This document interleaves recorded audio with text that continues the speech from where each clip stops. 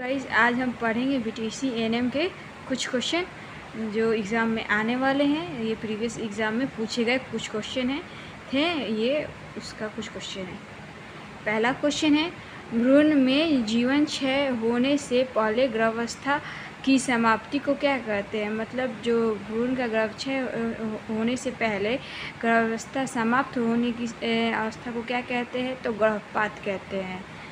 गर्भपात कहते हैं इसको। नेक्स्ट क्वेश्चन है, प्लेसेंटा प्रीविया कितने प्रकार के होते हैं? तो ऑप्शन है एक होते हैं, बी ऑप्शन है 2 होते हैं, सी ऑप्शन है 3 होते हैं और डी ऑप्शन है 4 होते हैं। तो प्लेसेंटा प्रीविया होते हैं वो 4 प्रकार के होते हैं। नेक्स्ट क्वेश्चन है, निम्न में से कौन सा माइक्रोन्यूट्रिएंट्स नहीं है? मतलब इसमें से कौन सा पदार्थ है जो माइक्रोन्यूट्रिएंट्स में नहीं आता है? तो ऑप्शन है प्रोटीन, फैट, कार्बोहाइड्रेट और विटामिन। तो विटामिन जो होते हैं वो माइक्रोन्यूट्रिएंट्स में नहीं आते हैं, बाकी जो प्रोटीन, फैट और कार्बोहाइड्रेट है वो मैक्रोन्यूट्रिएंट्स में आते हैं। विटामिन जो है वो माइक्रोन्यूट्रिएंट्स में आता है। नेक्स्ट क्वेश्चन है, निम्नलिखित में से कौन सा वाटर सोल्यूबल विटामिन है? मतलब निम्न में से कौन सा है जो वाटर सोल्यूबल विटामिन है? तो ऑप्शन है vitamin A, vitamin C, vitamin D और विटामिन ई। तो इसका राइट आंसर होगा विटामिन सी। विटामिन सी जो है वो वाटर सोल्यूबल विटामिन होता है और विटामिन बी भी होता है, वो भी वाटर सोल्यूबल विटामिन होता है। बाकी जो ए, डी, ई है और के है वो फैट सोल्यूबल विटामिन होता है। नेक्स्ट क्वेश्चन है, निम्न में से कौन सा खाद्य पदार्थ विटामिन ई का सबसे अधिक मात्रा में मिलती है? मतलब इसमें से कौन सा ऐसा पदार्थ है जिसमें विटामिन ई सबसे अधिक मात्रा में मिलती है? तो पहला ऑप्शन है मीट, दूसरा है सनफ्लावर ऑयल, तीसरा है वर्टिबल, तीसरा है फ्रूट्स। इसका राइट आंसर होगा सनफ्लावर ऑयल। सनफ्लावर ऑयल होता है उसमें विटामिन ई अधिक मात्रा में पाया जाता है। नेक्स्ट क्वेश्चन है, विटामिन सी की कमी से कौन सी बीमारी होती है? मतलब विटामिन सी की कमी से कौन सी बीमारी होती है ये पूछा जा रहा है। तो ऑप्शन है नाइट ब्लाइंडनेस, स्कॉर्वी, रिकेट्स या बेरी। तो इसका राइट आंसर होगा स्कॉर्वी। स्कॉर्वी के विटामिन सी की कमी से स्कॉर्वी बीमारी हो जाती है। नेक्स्ट क्वेश्चन है, बच्चे को पूरक आहार मतलब कॉम्प्लीमेंट्री फूड कब से शुरू किया जाता है? तो एक जो बच्चा होता है जो मतलब 0 से 6 माह की उम्र में पहुंच जाता है तो उसे हम कॉम्प्लीमेंट्री फूड देना शुरू करते हैं। वही क्वेश्चन पूछा जा रहा है। तो इसका ऑप्शन होगा पैदा होने पे, 6 माह की उम्र पे, 1 वर्ष की उम्र पे या 2 वर्ष की उम्र पे। तो इसका राइट आंसर बताइएगा। इसका राइट आंसर होगा 6 माह की उम्र पे। जो एक छोटा बच्चा होता है उसको 0 से 6 माह तक माँ का दूध ही दिया जाता है। माँ के दूध के अलावा अन्य कोई चीज़ नहीं दिया जाता है। और जब वो 6 साल के बाद हो जाता है तो उसे हम कॉम्प्लीमेंट्री दूध जैसे दाल का पानी ये सब देना हम शुरू करते हैं। उसे हम कॉम्प्लीमेंट्री फूड कहते हैं। नेक्स्ट क्वेश्चन है, निम्नलिखित में से कौन सा पोषण तत्व टिश्यू रिपेयर के लिए आवश्यक होता है? मतलब वो कौन सा पोषण तत्व होता है जो टिश्यू रिपेयर के लिए आवश्यक होता है? तो ऑप्शन है विटामिन, दूसरा है कार्बोहाइड्रेट, तीसरा है फैट, चौथा है प्रोटीन। तो इसका राइट आंसर होगा प्रोटीन। प्रोटीन जो है वो टिश्यू रिपेयर में आवश्यक होता है। टिश्यू को रिपेयर करने या फिर टिश्यू को मजबूती प्रदान करने में हेल्प होता है। नेक्स्ट क्वेश्चन है, निम्नलिखित में से कौन सा लक्ष्य डेंगू बीमारी का नहीं है? मतलब इसमें से कौन सा लक्ष्य है जो ऑप्शन है वो डेंगू बीमारी का लक्ष्य नहीं है? तो इसमें तेज़ बुखार होता है, ऑप्शन बी है हल्का बुखार होता है, ऑप्शन सी है आँखों में दर्द होता है, ऑप्शन डी होता है जोड़ों में दर्द होता है। तो इसका राइट आंसर होगा हल्का बुखार। मतलब जो डेंगू की बीमारी होती है उसमें हल्का बुखार नहीं होता है, उसमें तेज़ बुखार होता है, आँखों में दर्द होता है, जोड़ों में दर्द होता है, कपकपी सी लगती है और उसको शिवरिंग होता है। नेक्स्ट क्वेश्चन है, 19 माह पर विटामिन ए की कितनी डोज दी जाती है? तो इसका ऑप्शन है 5 लाख आयु, 1 लाख आयु, 2 लाख आयु, 3 लाख आयु।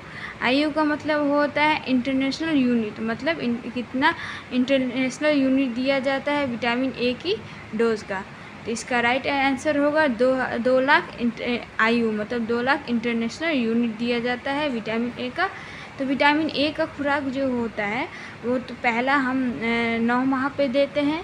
9 माह पे हम उसको 1 लाख देते हैं, हम 1 लाख ही देते हैं, 1 लाख। उसके बाद से जो 6 मंथ पे उसका जो डोज आता है उसको हम 2 लाख देते हैं। 2 लाख कितना मंथ तक देते हैं? 2 लाख हम देते हैं 19 माह तक का हम 2 लाख देते हैं।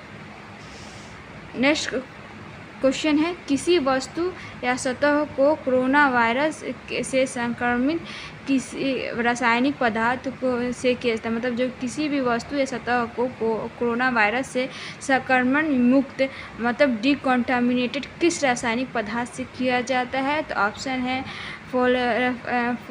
फॉर्मल्डिहाइड से, मेथनॉल से, या ग्लूटामाइड से, या सोडियम हाइपोक्लोराइड से। तो इसका राइट आंसर होगा सोडियम हाइपोक्लोराइड से हम कोरोना वायरस से संक्रमण मुक्त करते हैं किसी भी वस्तु या पदार्थ को, सतह को।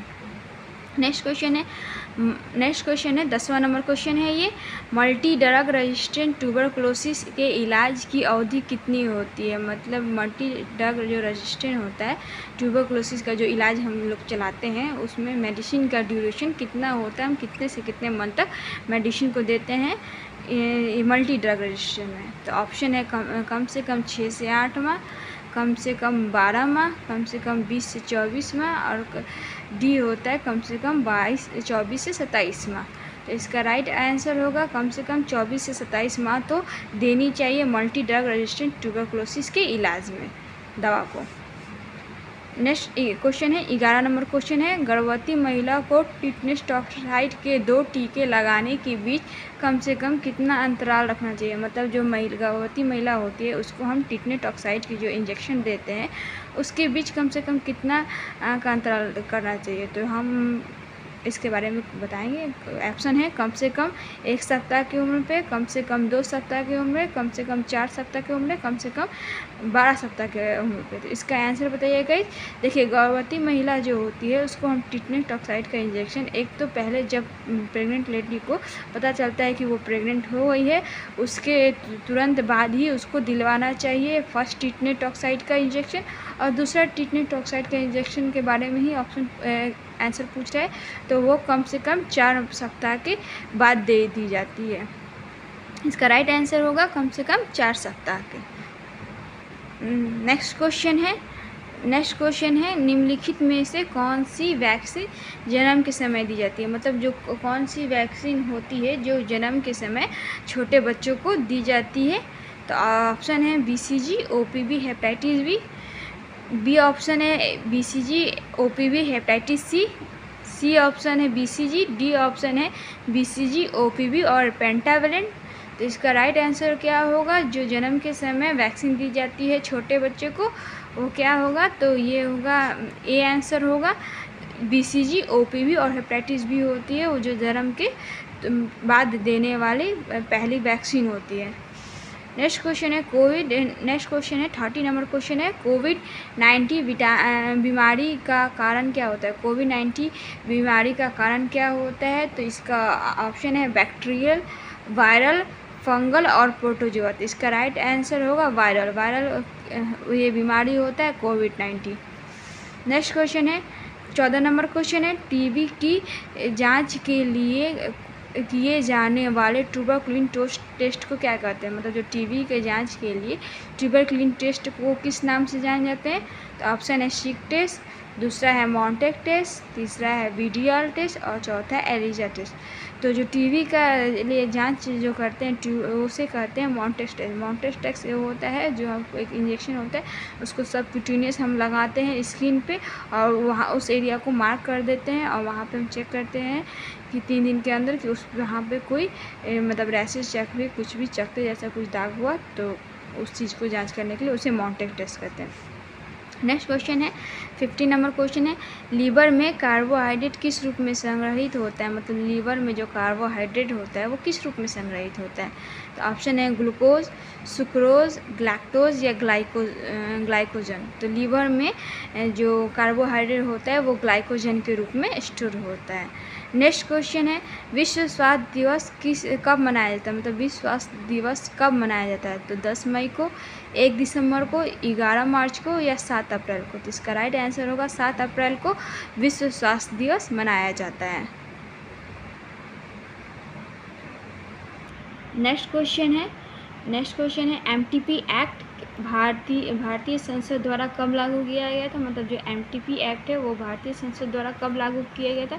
1962 में है, 1971 में है, 1965 में है या 1984 में। तो इसका राइट आंसर होगा 1971 में MTP एक्ट लागू किया गया था।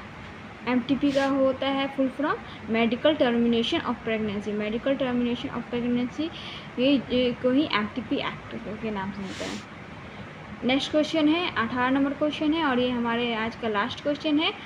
निम्नलिखित बीमारियों में से वो कौन सी बीमारी होती है जो भारत में उन्मूलन किया गया था, मतलब वो ये कौन सी बीमारी है जो भारत में उसका उन्मूलन किया गया था। तो ऑप्शन है क्षय रोग, मलेरिया, पोलियो या एड्स।